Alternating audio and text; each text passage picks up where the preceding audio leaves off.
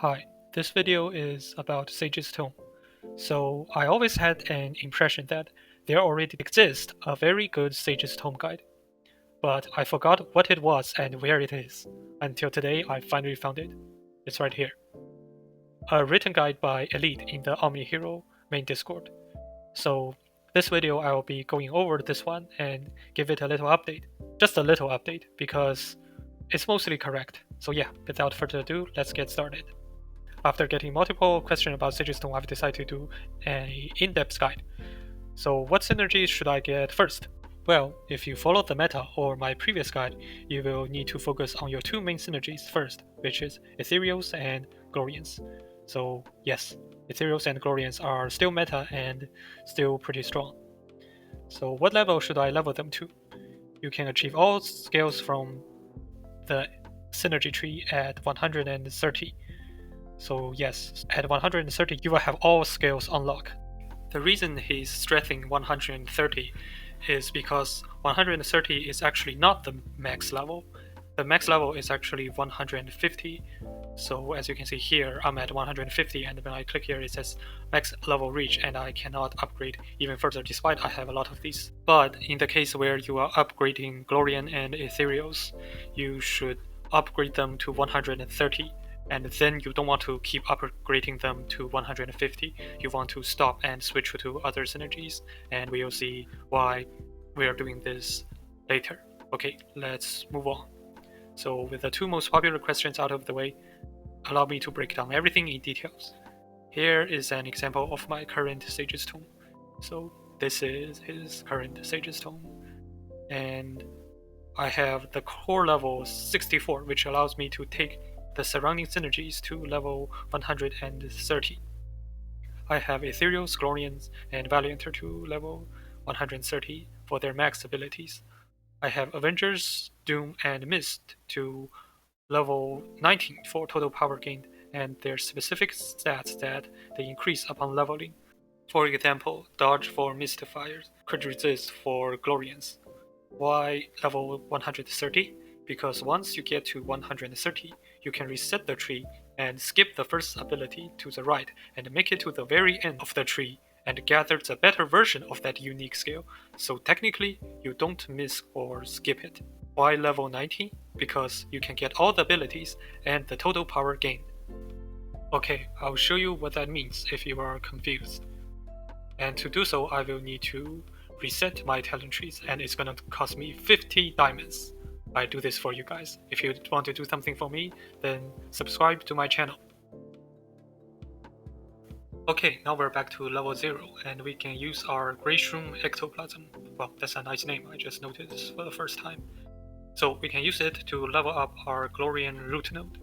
And for every 10 level, I will get one of these.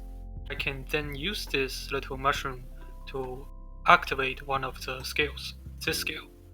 So it says, increase the attack of ally team by 200, and each time an ally receives a buff, it has a 50% chance to additionally gain 1 stack of attack boost. So I will keep leveling, and then to 20, and I will then level up this one. Note that as I'm leveling up, you can see the crit resist is increasing. So I level up to next one, and it becomes 3%. So yeah, this is a situation where we can either decide to go for this one, or we can keep going upward. And in this case, you always keep going upward, and you will see why we do that later. So we can keep upgrading, and we get this one, and let's just upgrade to 90 all at once so we can keep going. So then to unlock this one, we need to, it says activate blessing Akron +2 scale first, so it's this one. So we level up this one and this one. Now we can go for this one. Oh, sorry, we can go for this one. And then we can go here. Okay, so now we have the skills on the left side all unlocked, but the skills on the right side we haven't unlocked them. And that is okay. because first off, the skills on the right side doesn't do much. It purifies attack reduction when ally receive a buff, and attack reduction isn't that prevalent in the meta. The second thing is, if we keep going upward, we can essentially unlock this one, which is every time an ally receives a buff, there's a 50% chance to purify 3 stack of attack reduction from itself. So this is the upgraded version of this skill and this skill. So as long as we keep going, we will eventually reach this node, and that will allow us to essentially skip the low level one and get the highest level one. So yeah, all we need to do is keep leveling until level 130. Upgrade, upgrade, upgrade, and upgrade. So now, to unlock this one, we have to unlock this one.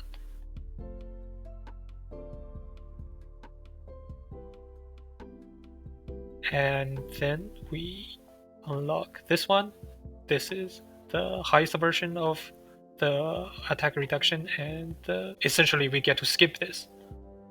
And now we get to the final level, which is before launching attack, for every 1 stack of buff possessed, enhance the skill effect by 2% up to 100. Yeah, so this is a pretty good skill. Yeah, so now we are at 130 and we essentially unlocked all the skills. So at this point, you should switch to the other branches before you keep leveling the Glorians. And if we look at the overview, we already have all of them unlocked. So the next question is, how do you get these points, the Grayshroom Ectoplasm? So by donating 100 diamonds 3 times, you get 3,000 points instead of 600 points. That is, if you donate 3 times the large donation, you will get 1,000 times 3, which is 3,000 points instead of 600 points if you donate the gold. And by sweeping extra attempts daily, you can get extra Sage's point. So yeah, you can also get these points if you sweep or challenge in this game mode. Yeah, see, you can get them. Okay, so what's the best path for me if I start fresh after following your guide?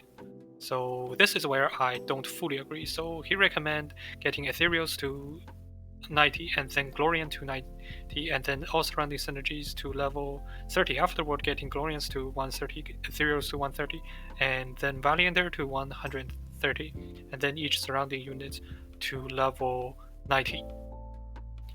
Okay, that is a valid path. If you follow that, it's not gonna be very wrong. You will have some good result. But here's my strategy. So before anything, we should get our Doomsayers to level 10. Why? Because we want to have non-zero amount of reflect on our units. So if we look at the unit of this account, what are their reflect? Their reflect is 0. So they have 0% reflect damage. But now, if we upgrade the Doomsayer synergy to 10, that won't cost us much because it's just level 10 at the beginning, it's cheaper. We will get this, but more importantly, we now have 1% reflect. So what this 1% reflect will do is, when your units survive damage, they will reflect a tiny bit of damage back to its attacker. That a tiny bit of damage will sometimes pop a Holy Shield or a Sanctuary effect, and that will make a huge difference in battle and possibly win you the game. Now, Elite is recommending you to first getting things to level 90, but I would stop at level 80 because the reason he's getting level 90 is because it will get to this point and unlock this effect, and then it will overflow one and you can unlock this effect. But I don't think this effect is that good because if you look at it, is increasing defense and purifies or dispel a specific type of buff. So the effect is purify a specific type of debuff or dispel a specific type of buff to the enemy. but the enemies may or may not have those type of buff or debuff, so that will make their use cases too niche and too specific to be worth the investment. Plus, if you upgrade this one on level 90, you will need to reset, spending 50 diamonds to get to the top when you reach 130. And if you just don't level this one to begin with, then you don't need to do the reset. Okay, in the case where you're not playing the meta team Glorian plus Ethereals, you should prioritize your main synergy and Glorian. Yes, you should still level up Glorian first, even if you're not playing Glorians. There are two reasons. So first is Glorian's skills triggers when your units gain buff, and all synergies can gain buff. For example, your Doomsayer will gain Reflect boost when they cast their abilities. So buffs are everywhere, so all synergies can use the skills from the Glorian Sage's Tome, so you can still get buff and trigger the effect even if your main synergy is not Glorian. So the second thing is, Glorian Sage's Tomb can provide crit resist. Both Glorian and Valianters all have the same passive ability that convert crit resist into attack. So if you main Valianters, definitely level Glorian first. But if you play neither Glorian nor Valianter, then I bet you are still using a Troops. If you don't, then you should use a Troops because a Troops is really good. We already talked about it. And a Troops at a Valianter will convert crit resist into attack. And then a Troops can apply it to your own team with her ultimate and active ability. Okay, so the strategy would be upgrade Glorian and your main synergy to level 80, then level the rest of the synergies to level 20, and then level Glorian and your main to 130, and then level the rest to 130, and then you can level everything to 150. But one thing to know that the Valianter Tome is the worst, so I suggest level it last. Don't prioritize Valianter Tome even if Valianter is the main synergy. So even if you're Valianter main, you should not prioritize Valianter Tome, like you should level it last. The reason is that Valianter Tome increase accuracy, which doesn't do much because there's no unit that can convert accuracy into anything. So Valianters themselves convert crit resist into attack. The skills is also quite weak because it only triggers when you kill an enemy, so it doesn't help in the case where you struggle to kill the first enemy and is completely useless against bosses where there's only one enemy to kill.